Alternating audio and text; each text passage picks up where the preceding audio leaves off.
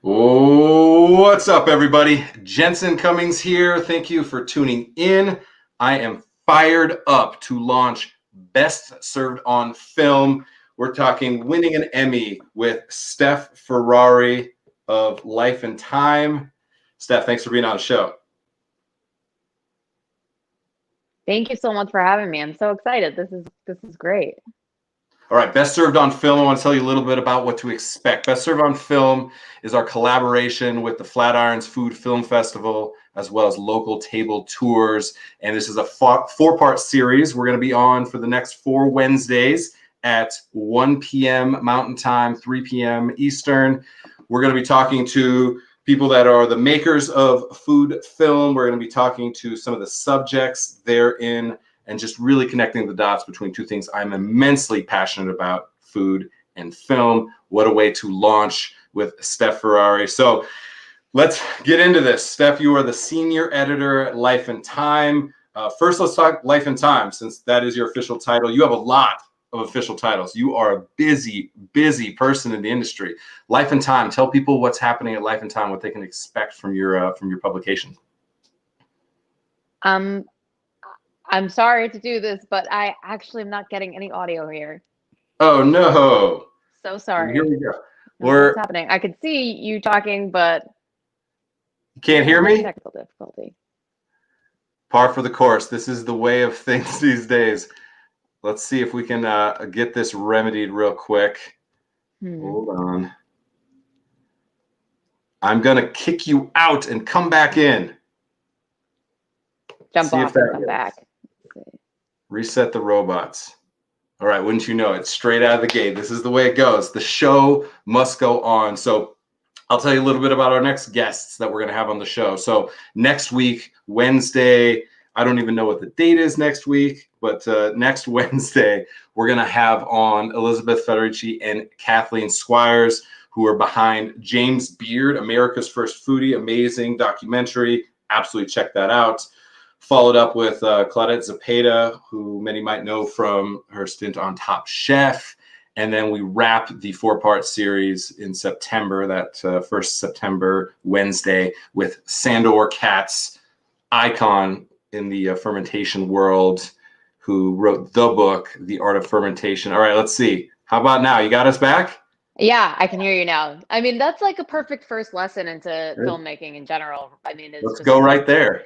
Yeah, it's tech, back up your tech 15 ways. That's sort of like, yeah. Yep. And I'm always ready to ramble about something. You know, people are like, Jensen's always rambling about something. This is exactly what he's built to do. So Life Thyme. Tell us about Life Thyme first, since kind of that's your day in and day out. And then we got a lot of things to talk about. But start there. Life Thyme. What can people expect from your work there? Yeah, absolutely. We're a small independent culinary publication. We've been in operation since 2012, fully reader funded, reader supported. And, you know, the stories are about food, but typically, and this is sort of why we landed on the Migrant Kitchen in the way that we did. The stories are about food, but they're more about people. They're more about, you know, the politics of food, the ecosystems that are sort of built around food systems. So yes, we do the occasional recipe, but it's a more cultural examination of food. Steph, I love everything. It's literally why this show was built. Best Served was to try and highlight what we call unsung hospitality heroes. Hashtag unsung hospitality heroes. The people in the trenches that really make it happen. So even when we're talking to leaders, most of the time we're saying, tell me about the humans that have impacted you, that put you in a position to be able to do what you do, right? And I think that's an important distinction. And so that goes right into, you know, the Migrant Kitchen on PBS speaks to me, because a lot of the neighborhoods that you're in, I really, really understand, having been born and raised in LA and Southern California. And so the Migrant Kitchen, talk about that a little bit. What an important work that is. Yeah, I have to say, I mean, it's something that we're immensely proud of. But the magic of the show is the people that we have had a chance to highlight, and that have given us very generously their time and invited us into not only their kitchens, but their homes and their lives, and and shared with us some really, personal stories about their families and their heritage. And, uh, you know, it was such a natural progression for us when we were approached by KCAT, which is the Southern California affiliate for PBS back in, I want to say 2015. We got a phone call about collaborating on a project, and we pitched a couple ideas, and this is the one that was the most resonant. I think, especially being in Southern California and LA, that's where we started. And the show has since grown. In the most recent season, we covered San Diego and San Francisco. In season 4, pre-COVID, when we were in pre-production, we were also looking at other locations around the country. But the show is very much, it's evolved to an episodic form. Every episode features a different culture, and we take that 26 minutes and try to provide as much context as possible in terms of what that culture means in this country, in the sort of fabric of this country, how it took root, how those cultural customs took root, and the we explore those different cultures through the lens of food and through individuals that are propelling that particular cuisine forward. So whether it's Mexican or Persian or Palestinian or Japanese, or so we've covered quite a few cultures over the last 3 seasons. What's one story that you can give us, just a quick little snippet that encapsulates? It's like the dinner party story that Steph always has to tell when people are like, who is one person that just changed your understanding of the possibility of humanity through the art and communication of food? Like, what is that one little snippet for you? Oh, wow. That's incredibly difficult because we've covered so I many know it. It's amazing like, people and who's cultures, your but favorite child, basically, right? yeah, I was gonna say that's a really, really challenging question. I mean, I think what the beauty for me, and I'll give you the anecdote that I sort of always say, which is the magic of Sure. this show, and it's not about any one particular subject. The fact is that what I love and what I started to recognize thematically over doing this for the course of 3 years, new subjects, and we would say, what tell us about you, or tell us about your culture, and they would say, well, the thing that people don't understand is if you're Syrian, you just want to feed people. If you're Japanese, you just want to feed people. If you're Mexican, you just want to feed people. And it was like, no, that's not just you. It's actually, and that really is the crux of the show, is to demonstrate, at the end of the day, yes, we want to tell these individual stories, but if you take it in the aggregate, what you learn is that at the core, we all have that same instinct, and that instinct is to take care of other people. It's an empathetic instinct. It's about, caring for not only the people in your culture, but the people in your world. And I think that's really what sticks with me, is every time it's inevitable. It always happens. They believe that it is very specific to their culture, and it's really just such a universal thing. I mean, gathering around a table and feeding other people is the purest form of hospitality, thereby love, that there is. Full stop, the end, and we see it played out again and again and again. When we talk about, mothers or grandmothers' recipes being the best, it's because the secret ingredient is in their hands. There's this love, this secret sauce that is that touch and feel the emotion, because you're not cooking the food, you're cooking to nourish another person, and there's a compelling and powerful urge there, and I think that's an important thing. So winning an Emmy, thinking about that's an amazing feat, by the way, and well deserved. Talk about what that was like. I see the pictures of you on the red carpet, and it's just like, wow, it's like a real moment, because you did it for those people. You can tell that it's so focused on the human experience, yet it's also nice to get those accolades. Talk about what that was like. Yeah, well, it's funny to me because, first of all, if there wasn't photographic evidence, I probably just wouldn't believe that it actually happened, or, and of course the statue, but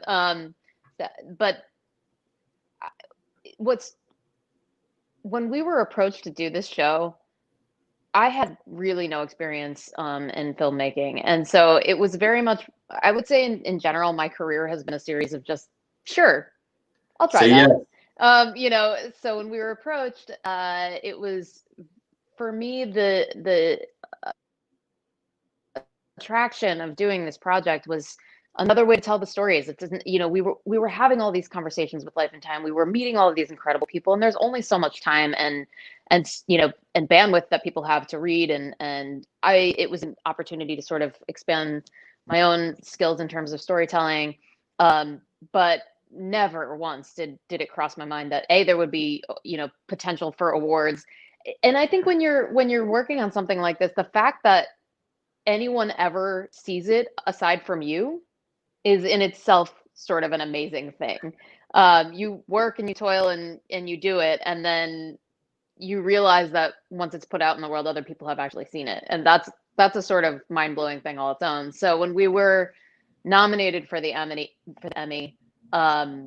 it was just something that it hadn't even registered on my radar as a possibility. And then going to the ceremony, it was like, okay, cool. There's gonna be some free champagne. I'll hang out with my friends. I'll get dressed up. We'll get to see the gang. Like, Hopefully there's some good food. It'll be fun, yeah. And then I remember the first year, because we won 3 consecutive years.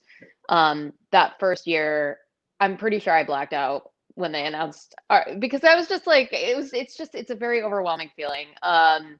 And I think the sort of story that I can tell you that sums up how we felt about it is, we were after the show, there were 3 core producers in addition to KCET, but for Life and Time, there were 3 of us that I think we were just so overwhelmed by the party and the emotion of it all that we were like, we should just go get some burgers. So the 3 of us ditched the party and went to In-N-Out and sat there in our formal attire, just sort of staring at each other like, did this just happen? But that was my first In-N-Out burger ever. So there you go. Oh wow, what a way to win an Emmy and have your first In-N-Out burger. Your life forever changed. Forever it was a momentous changed. occasion. Yeah. Oh wow. And I bet if you post on social media, you probably got as many, if not more, people going In-N-Out, thumbs up, then, oh look, you won an Emmy. I think that's great. Talk about the zeitgeist of culture. There was a lot. So, all right, let's talk about some of the work LA. That you have going on now, right? You have a new documentary out, and again, you're very much focused on humans. I love that about what you're doing, because I truly believe that in a restaurant, as a chef, food is just the medium that I use to express communication. It's all communication. It's all about connecting the human experience. So talk about the work you're working on now and kind of how that reflects to kind of your ethos about humans. Yeah, well, I mean, we were smack in the middle of pre-production on the Migrant Kitchen in March, and of course, the plug was pulled pretty quickly in the middle of the month. And we were sitting there, and one thing that I will say that I think that the most important thing that has ever come out of Life and Time for us, I'm speaking for myself and Antonio Diaz, who founded Life and Time, is the network of people that we've come to know over the years within this industry. And we were sitting there and watching the news, and our phones were just ringing off the hook. And it was just, chefs and restaurant owners and people in the industry that were just like, hey, what are you guys hearing? What are you seeing? Nobody knew what to do. It was total chaos. It was just like complete panic. And certainly we were feeling that pain, just from in our position. And we kind of thought, well, what can we do here? And we had some good friends that co-produced this project with us. And we just started documenting what was going on, and we were already having those conversations. So we started hitting record on Zoom calls and things like that. So over the course of 3 months, we documented probably 40 hours or more of conversations with different chefs and restaurateurs about what they were going through. And ultimately, the result is this short documentary project called Boiling Point. And our goal with this project was not just to showcase this particular moment with COVID and what's happening with restaurants, but to also kind of provide some context as to why this happened the way that it did for the restaurant industry, what the vulnerabilities were already, why this was sort of a house of cards industry, and how COVID was kind of just the tornado that came through. And more importantly, what can we hope for going forward, and what's being done to, one thing that I absolutely always love this industry is its resilience. And these are people that, Naomi Pomeroy from Beast in Portland said to us, and I will always remember this about this time, but she was like, there are 11 million people working in this business who are used to working 16, 18 hours a day. That's a lot of energy. So there's a lot going on right now. And yes, it's really hard, but we tried to also capture what people are doing in this moment, not just to, promote and preserve the restaurant industry, but to help one another. I mean, supporting farms, supporting communities, donations, whatever it is. I mean, we have chefs that are working farms when farmers get sick. We have, people donating tons of food to their communities. They're feeding hospital workers. So, we tried to paint a portrait of this industry, and we, hopefully it stimulates some conversations about why this industry needs support. Yeah, Steph, we are some of the craziest people and some of the best people. Like, we are absolutely Island of Misfit Toys, the pirates on the pirate ship, a band of rebels, yet in moments of need, always answer the call. And so many people reach out to me on a daily basis. And my favorites are always the people that ask me, like, how do I navigate unemployment? I'm out of work. I can't pay my rent this month. And then in their next breath say, and where can I go and donate my time to go cook for people in need? I was like, it breaks my heart, and it fills me with so much joy. And the idea of resilience is huge. So I think that's important. I want to highlight a few people because it takes a village absolutely to do what you do, for sure. Let's talk about a couple of the people that, are behind the scenes, are working with you, alongside you, that, you're lucky to work with.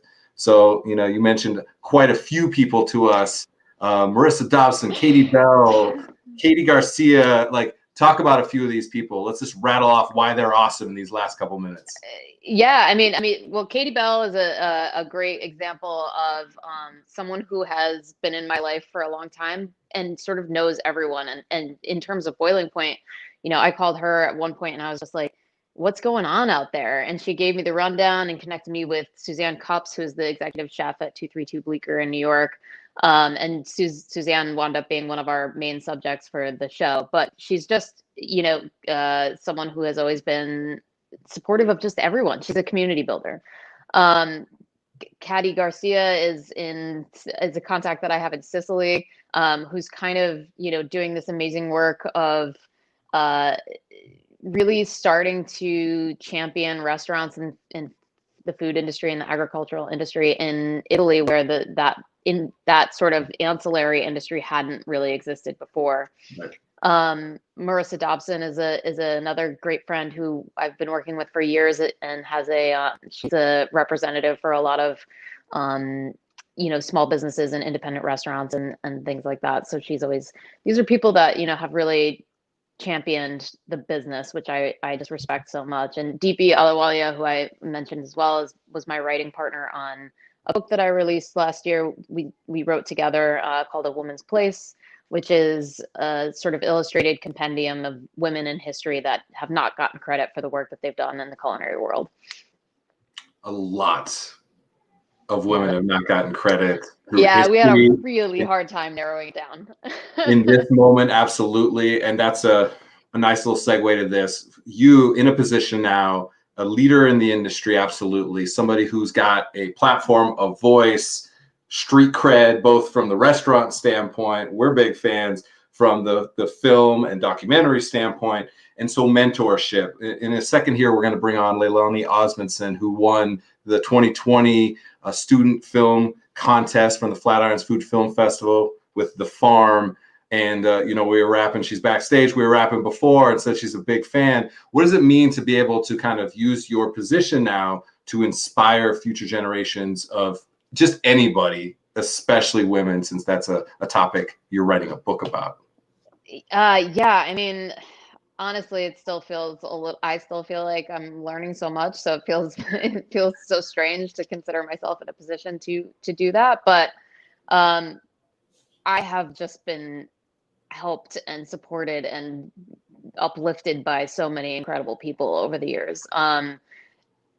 and continue to be every day. So it's extremely important to me. It's extremely important to not just try to, help one person, but to build a community that can continually, sort of help one another, and to just have those conversations on an ongoing basis rather than this sort of like, hey, can I pick your brain for an hour thing? Because Right. that's not Yep. that doesn't get the job done. You need to build a community that's going to continue to be there for people on a regular basis, that they can always feel comfortable having those conversations. That's it. Stef Ferrari, what an honor to launch this show with you. The work that you're Thank doing you. is amazing. I'm excited to check out more and more work because it's always going to tether to the humans, and that's literally why we're here. You and I need to talk because we need to get some of your subjects on the show. I absolutely want to share their stories and amplify their message because they are who truly matter in our industry and beyond. We see that restaurants and the humans in restaurants are absolutely the pillars of both culture and commerce within any community. So I appreciate the work that you're doing. And so we're going to let you go. I'm going to bring on Leilani. Thank you so much for being a part of Best Served on Film. Thank you for having me. This was so great. All right, Steph, take care. Take care. All right. Let's, as promised, Leilani Osmondson. Hello. Thank you for being on the show. I'm excited because we're launching a brand new show. You are now a award winner, a contest winner. Oh, excuse me. Sorry. And there we go. Steph's out of here. All right. So amazing. I mean, Stef Ferrari is absolutely a legend. And she mentioned, feeling oddly in that position. Yet it's clear that she has captured a lot of our attention. So having somebody like that, obviously, you got to interact with her. I'm going to connect the two of you on email. Who knows what happens? She talked about building a community. And so in 10 years, when you're winning, an Emmy and Academy Award, make sure that I get the exclusive. Perfect. I love it. What does it mean to be building community for you? We'll talk about the film in a second, but just building community, as Steph mentioned, what does that mean to you? Yeah, I think that's like the basis of filmmaking, especially in Colorado. Colorado is not the first place that people would want to go to, when they want to get into film, maybe LA or New York. But I found a community here just within like CU's film program really easily. And there's no way to make a film without a community behind you, whether that's, even in my case, whether that's like a professor just helping you, giving you advice, or fellow filmmakers, fellow students who are there to also provide advice, as well as like physical, actual help, whether it's with like lighting or sound or anything. Like there's just no way to make a film without a community. Good. I love hearing that. All right. Tell us about the film. Why did you make the film? Who were you trying to capture? Kind of give us a little bit of that. Yeah, I was actually really inspired to make this film called The Farm after attending the Flatirons Food Film Festival last year. And I saw so many films about farms. I also saw The Migrant Kitchen, which Stef was a huge part of. So that really inspired me to make some type of film revolving around farm, revolving around food. And that's what I did. So it's a very short film. It's like less than 5 minutes, but it started off as a traditional documentary where, you're filming the farmer and you have talking heads, and then you switch to B-roll and things like that. And then it totally switched into this, I'm coining it a docu-poem. So it's just like a film with poetry in the background. And it's a lot of, shots of actual filming of actual farm life. It's really about kind of the cyclical nature of life and death. And I just had a blast doing it, just because I also got to write, a poem for it. And I had a lot of fun combining both the mediums of film and writing into one piece. So, yeah. Yeah, it was very personal and powerful. For sure, I think was pretty clear. Where can people find the film? Yeah, you can find it on my Vimeo channel. Just type in the name you see here, Leilani Osmondson. That's where you can watch it. Again, it'll take less than 5 minutes of your time, but it was a pleasure to make it, and definitely makes me want to get more into, farming and food life for sure. Yeah, you can change a life in less than 5 minutes. for sure. So I really appreciate that. Looking forward to seeing what else you work on, what you do next, and coming into this community. If it's straight film, if it's food film, it is insane. Just so you know, it's crazy, the expectations, how hard you're going to have to work, how many times you're going to hear no, how difficult it is, how rewarding and tiresome, all of those things. It seems like you're docu-poem, you're already branding the way that you are thinking about the world. Very smart. I appreciate that. So Leilani, thank you so much for taking some time. Thanks for being a part of the launch of this. I wanted to have a little bonus guest on today, and I'm so happy it was you. So thank you so much for being on. Thank you so much for having me. All right.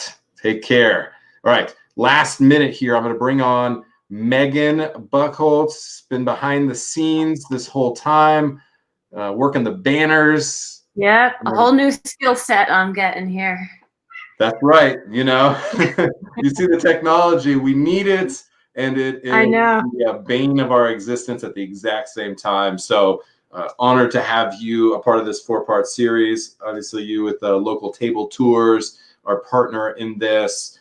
Just real quick for you, how excited? What are you excited about? Give people a little bit of thought on the Best Served on Film series.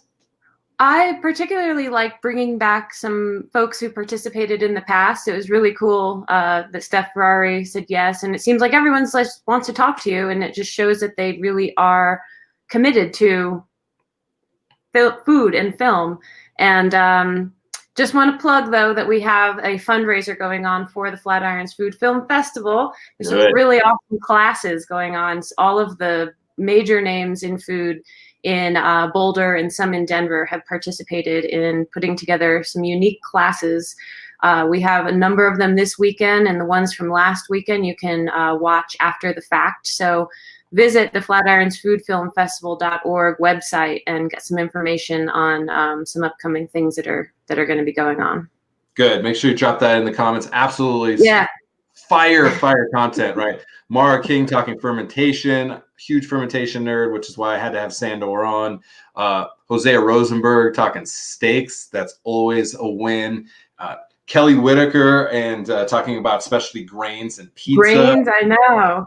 I'm really fascinated with that because there's a big shift in the way that we're thinking about agriculture. So it's not just pizza, which is one of the most important food groups in America, right? Yeah. It pretty much is, you know, as American as apple pie, pizza is at this point.